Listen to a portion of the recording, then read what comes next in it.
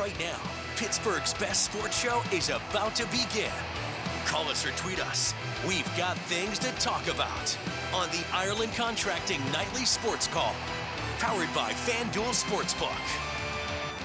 All right, Ken, thanks very much. Good evening, everyone. Welcome inside the Fan Cave.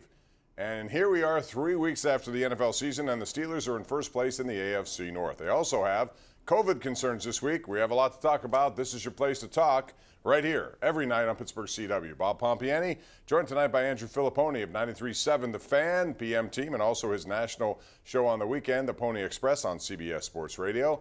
Andrew, this came this morning. As a matter of fact, we were getting ready to tape the Mike Tomlin show, a Mike Tomlin press conference, and then boom, everything changed. 3 players test positive, 5 staffers presumed to be coaches. And it seems like they have things, at least for now, under control. So I think they reacted quickly, what they had to do, and I think it is the right decision as for now to play this game on Sunday.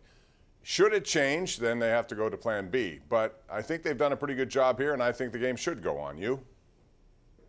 Well, first of all, I missed the noon start here on CW, Bob. I love the outfits you bring out for the Tomlin press conference. It's sometimes a little zip-up vest, sometimes a sweater vest I've seen. Yeah, my boys at Heinz Healy's, fleece. you know, they have good stuff over there, so I like. Oh, absolutely, and they've been very kind to me too. Great place downtown. Look, I think this is one where the Titans. This is one of those situations where Dan Rooney would say, you know, it's probably not in the best interest of the Pittsburgh Steelers, but it's in the best interest of the NFL.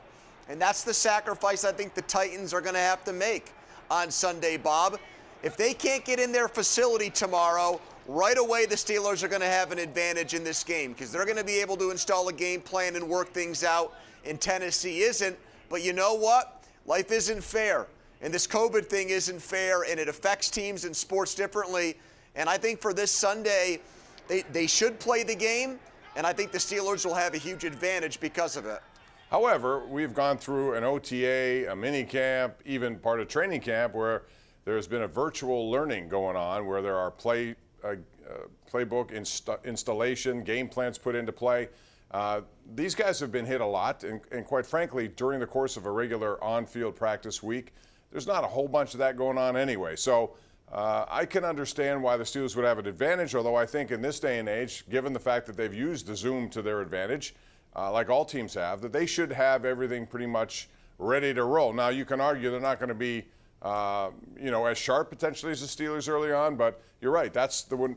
That's how this works at this point. I think the NFL would have bigger problems if they opened up Pandora's box and decided to start moving games around, because you affect more than just a couple of teams. You also mess with bye weeks. You change things around. So I think at all costs they want to avoid that, Andrew, don't you?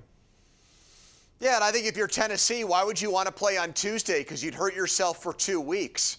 Not only would you still give the Steelers extra time and extra practice days, but then for your next game in week 5, you'd have a late start on things. So that would, I think, put Tennessee behind the 8 ball for 2 games instead of just 1. And I know this is a big game because both teams are 3-0 and they're playing for seeding and, home games in the playoffs and whatnot. But, I look at Tennessee like this, Bob.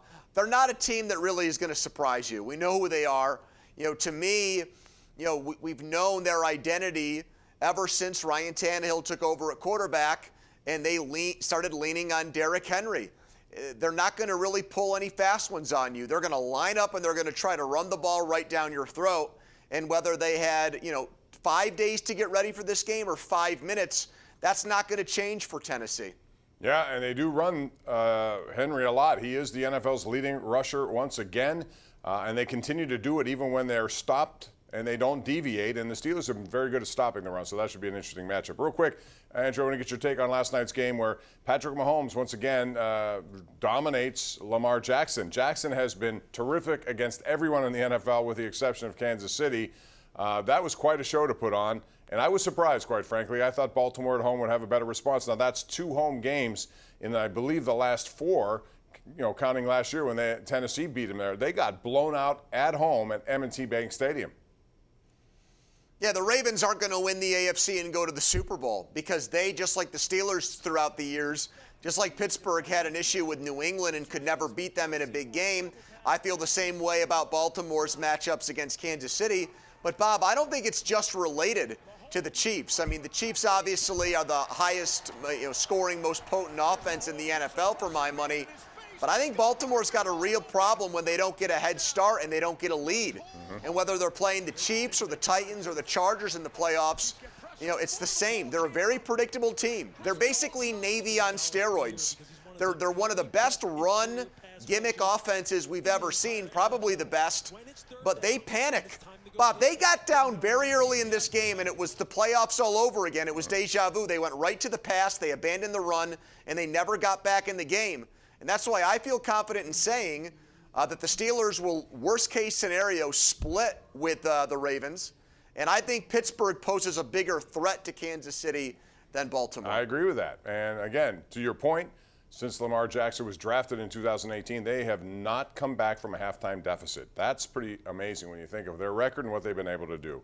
We have your phone calls coming up. It's 412-575-2600. We also have our tweet of the night, and plus all this stuff concerning hockey, baseball, anything you want to talk about. It's fair game. Call us. This is your place to air your opinions. It's the Ireland Contracting Nightly Sports Call. 7 nights a week. We're here on Pittsburgh CDL.